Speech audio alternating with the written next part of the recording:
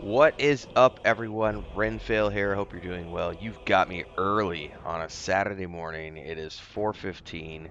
Kettle's on the stove, waiting for my first cup of coffee. But before I can even get to my coffee, I got to talk to you guys about Baldur's Gate 3 because this game has taken the world by storm and definitely lived up to its hype. I made a quick off-the-cuff comment last night, I think in the community section of YouTube, that I've played a lot of games over the years, a lot of CRPGs over the years, and Baldur's Gate 3 is now, even just a couple days after launch, it was already moving its way up the ranks after early access, but with launch firmly under our belts now, I can say that, for me personally, this is the best CRPG that I've played in a long time. I rank things up there like Baldur's Gate 2, uh, you know, Dragon Age Origins, Pillars of Eternity 2, Deadfire.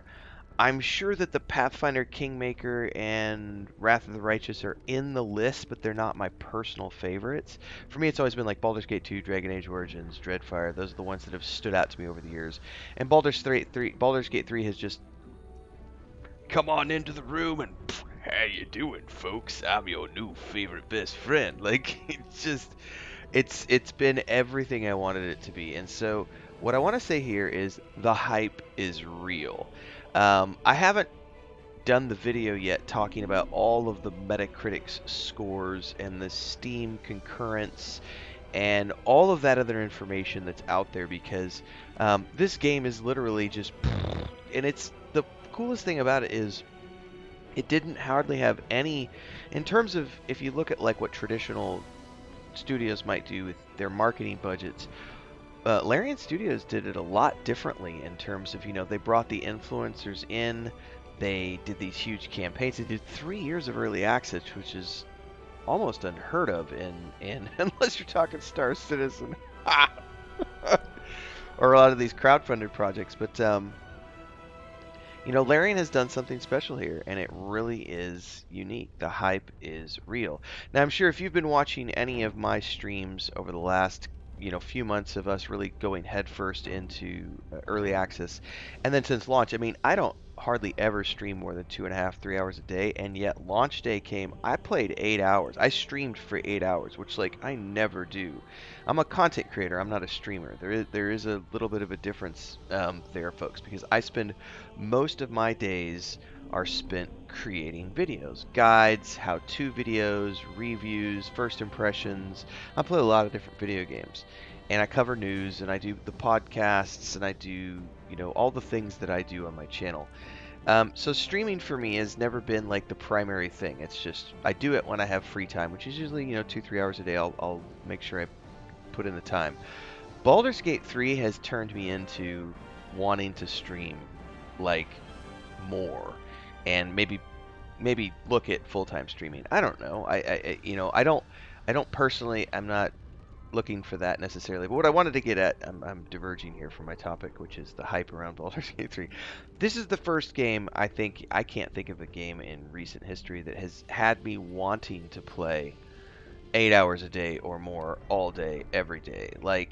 I woke up this morning. It's literally, it's 4:37 is what my clock says. Um, I have not had coffee, and yet I am here with you um, because I think it's very important to understand that this game has lived up to expectations in every single way, shape, or form. I saw somebody who had dropped a comment on my one of my videos. Oh, I can't remember, like 2 days ago. Now I'm gonna wait 3 or 4 months until they've patched out all the bugs and got all the kinks worked out. And I was like, I don't think you understand that Larian Studios had 3 years of bug crushing, and the game has launched in a near flawless state. Those 8 hours I streamed, not a single crash, not a single hiccup, not a single blue screen, not a single bug, nothing. It was just, I'm playing a game, guys, and it's like I'm playing a game back in the late 90s, early 2000s. It felt that good. Like, I didn't have to wait for a day one patch. Like, it just worked. There weren't all these issues with the port stuff. And the other thing I love is, like, I'm immediately able to and seamlessly able to like go between controller and mouse and keyboard in a way that I haven't seen in a lot of other games. And I made the matter of fact, this may air the same day as my controller video. I have now begun playing Baldur's Gate 3 almost exclusively with the controller on the PC. And I was, sitting here waiting, like, I'm going to wait until the Xbox Series X version comes out to worry about playing it on, with the controller. The controller is so good, especially the movement controls, like the way it just follows your character through everything, and you don't have to do the, you don't have to drag the map around, and you don't have to, do the mouse click and everything to move. Like, there are so many things in this game that just work. We'll be doing more videos about some of these topics in the days to come, and especially over the weekend. But things like, the Metacritic rating, the ratings overall are huge across the board. Reviews are in, and people are just loving this game. The Steam concurrent charts, the sales numbers are off the charts.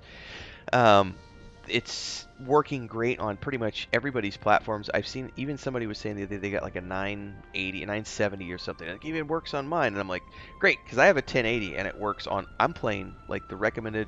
When I click recommend it, it recommends Ultra across the board.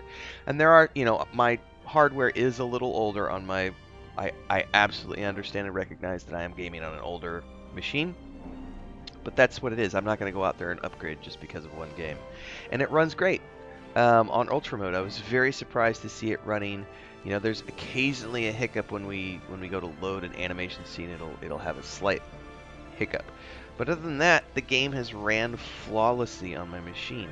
Then there's things like, get this guys, and we'll be doing a full video about this topic just in and of itself. No DLCs right at the moment. Like no, give us an extra $10 and we'll promise you a DLC 6 months down the road. There's no microtransactions. What? No. Let's just pause on that note for a minute, because there will be a whole video about that topic in and of itself. There's no microtransactions. It's just pay us this amount of money, and you get a full, 150, 200 hour immersion experience if you want. 80 hours of base playthrough, and the ability to do multiple playthroughs and go crazy. By the way, guys, the Druid is not enough for me. I know the Druid is the character that I'm playing on the live streams, and when this game launched, I thought I was really only going to play the one character all the way through and then turn around and do the second character. That hasn't happened. I immediately, yesterday, once I got the controller sorted out, first couple of days, Druid only. Third day, I've already created my Drow Sorcerer. I played him like 3 hours yesterday. That's the character I'm going to be using for a lot of guides. And I've got a Bard that I'm creating on Tuesday for the multiplayer streams, which we're going to be doing on Tuesdays. This game has got me by the short and curlies, everybody. It is tickling all my nostalgia balls in the right place. It's got all of those amazing things I love from CRPGs, and it works. Obviously, there's still things that I've nitpicked a couple of times here. I prefer six person parties rather than 4. But Larian has done a lot with the 4 that they have, and it feels very full when you have 4 people in your party. It feels good. So, and I do prefer real time with pause. I'm always going to prefer real time with pause. I don't care.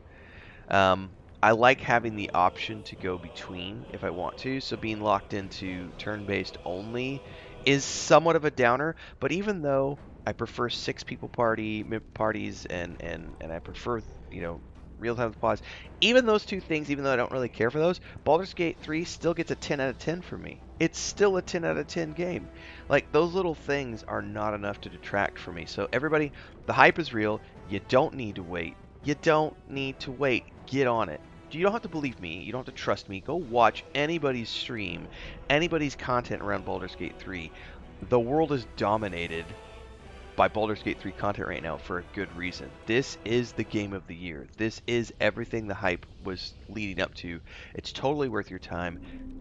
This isn't my official review. I'm just saying the hype is real, folks. Get out there. Get on it. We've got a year or more of Baldur's Gate 3 playthroughs happening on my channel, so hopefully you'll be following along for that.